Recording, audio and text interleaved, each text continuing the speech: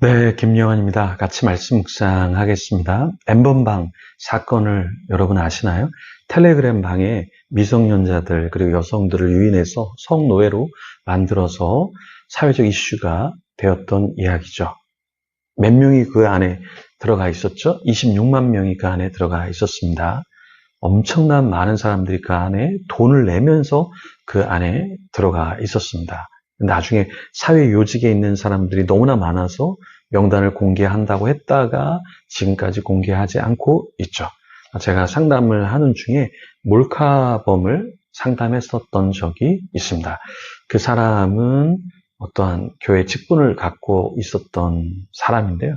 교회와 가정에 큰 무리를 일으켰습니다. 오늘 민수기 25장에 보면 성적 타락을 우리가 보게 되는데요. 여기에 격분한 사람이 있었습니다. 비느하스라는 사람이 있었는데요. 이 사람이 왜 격분하고 화를 냈을까요? 성경 속으로 한번 우리가 들어가 보겠습니다. 먼저 이 3절 말씀을 같이 한번 읽어보면요. 이스라엘이 바알볼에게 가담한지라 여호와께서 이스라엘에게 진노하시니라. 하나님이 일단 진노하셨는데 그 진노하신 이유가 뭐냐면 바알볼이라는 우상에게 이제 이스라엘이 넘어가게 된 거죠. 우상 숭배를 한 거죠. 그런데 그 당시에 우상 숭배는 그냥 우상만 섬기는 것이 아니라 그 성전의 제단에서 여자들, 창녀들이죠. 몸을 파는 사람들과 행음을 하고 그것이 여호와 하나님 앞에 죄가 되었던 거죠. 그래서 그러한 음행, 그것을 이제 견디고 인내할 수 없는 사람이 한 명 있었습니다. 그러니까 불의를 보고서 야 이거 뭐야? 가만히 있을 수 없군. 이렇게 나선 사람이 바로 비느하스였죠. 그래서 이 비느하스는 어떤 사람인가? 11절에 제사장 아론의 손자 엘르아살의 아들 비느하스가 내 질투심으로 질투하여 이스라엘 자손 중에서 내 노를 돌이켜서 내 질투심으로 그들을 소멸하지 않게 하였도다. 여기에 이 비느하스는 그냥 일반인이 아니라 제사장 아론의 손자였어요. 그리고 엘르아살의 아들이었습니다. 그러니까 제사장 가문의 영적인 지도자였어요. 근데 그가 하나님이 질투하면서 이스라엘 자손 중에서 하나님이 노하셔서 돌이키지 않도록 본인이 화를 내면서 어떠한 징계를 했던 거죠. 근데 어떻게 행동했습니까? 창을 들고서 그 이스라엘 남자와 미디안 여인, 그 여자를 죽였던 거죠. 오늘날 보면 너무 과격하다. 네, 맞습니다. 과격합니다. 그런데 그 당시에 하나님을 대변해서 비느하스는 우상 숭배를 하면 안 된다.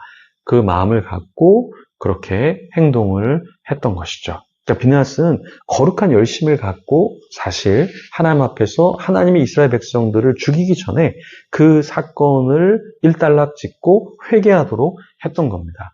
요즘에 광화문에서 모이고 10월 27일 날 모인다 이렇게 하는데요. 참 문제는 뭐냐면 이렇게 비느하스처럼 거룩한 열심이 아니라 그걸 주도하는 사람들 중에서 정말 먼저 회개할 사람들이 있다는 게 참 안타깝고요.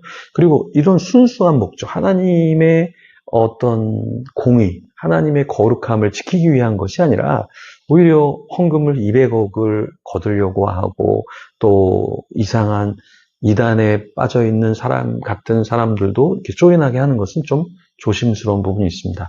우리가 비느하스의 열심, 열정, 이것을 왜 우리가 인정할 수밖에 없느냐? 비느하스 자체가 거룩한 열망, 하나님을 향한 온전함을 갖고 있었기 때문에 하나님께서 기뻐하신 것이죠. 비느하스도 살인자고 강간자고 도둑질하고 속이는 자였다면 하나님이 너도 문제가 많은데 너 뭘 하는 거냐? 이렇게 아마 말씀하셨을 거예요. 근데 오늘 성경은 비느하스를 뭐라고 하기보다는 하나님을 대변해서 더 큰 악을 막은 것에 대해서 이야기를 하고 있습니다. 사실 이스라엘 백성은 우상 숭배하고 음행으로 하루아침에 전염병으로 얼마나 죽었죠?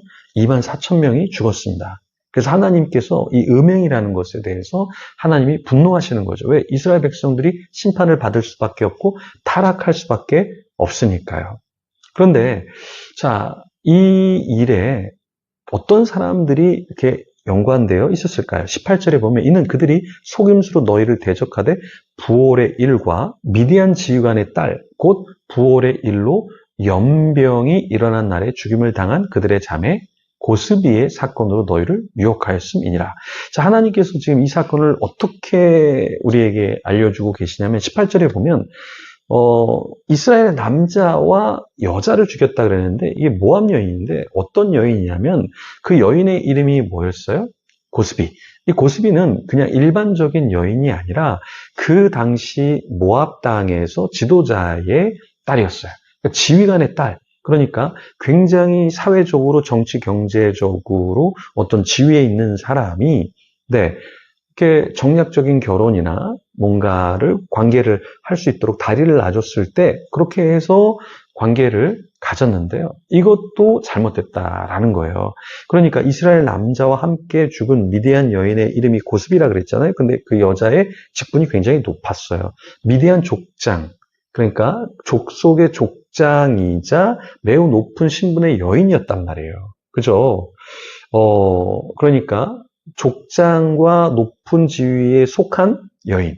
이걸 거부하기도 쉽지 않았겠죠? 그런데 그렇게 지위가 있는 여인하고도 함께하면 안 된다라는 메시지를 우리에게 주고 있는 거죠. 오늘도 사탄은 우리를 타락하게 만듭니다. 너 이렇게 하면은 굉장히 높은 지위의 사람과 연결될 거야. 그 사람의 도움을 받을 거야. 너 인생이 필 거야. 너 굉장히 참 편하게 인생의 노후가 보장될 거야. 그러니까 이렇게 우리에게 타락하도록 유혹할 수 있다. 그런데 마크 트웨이는 뭐라고 얘기했냐면 습관은 처음에는 거미줄 같지만 나중에는 강철 쇠사슬이 된다. 이렇게 얘기했어요. 그러니까 우리가 어떠한 것에 중독의 습관이든 어떤 타락의 습관이든 어떤 흐름에 그냥 이거 이 정도는 어때? 이렇게 놔두면 그 습관이 처음에는 거미줄 같지만 나중에는 강철 쇠사슬이 돼서 나를 결박하고 결국에는 하나님에게 멀어지게 한다라는 거예요. 그러니까 우리는 시험에 들지 않게 계속해서 기도해야 되고 넘어지지 않도록 우리 자신을 조심해야 하는 것이죠. 그래서 하나님이 이 시대에 나에게 거룩함, 정직함, 진실함 이런 것을 요구하실 때 주님 제가 여기 있습니다. 사람에게 넘어가지 않게 하소서. 어떤 자리에 연연하지 않게 하소서. 하나님 내가 편한 길을 선택하지 않게 해주세요. 좁은 길을 가게 해주세요. 이렇게 기도하면서 주님이 이 시대에 정말 우리에게 원하시는 삶을 사는 저와 여러분이 되기를 간절히 축원합니다. 이 시간에 같이 그런 사람이 되도록 기도하며 하나님 앞에 나아가겠습니다.